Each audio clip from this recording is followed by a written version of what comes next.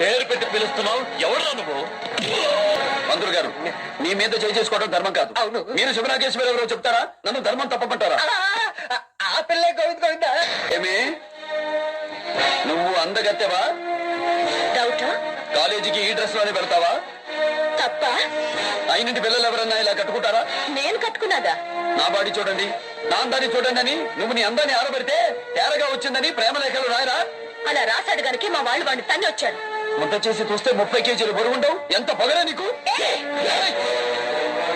ఆడపిల్లవి, tone down చెయ్యి, లేకపోతే crane down చేస్తా. ఎవడ్రా నువ్వు?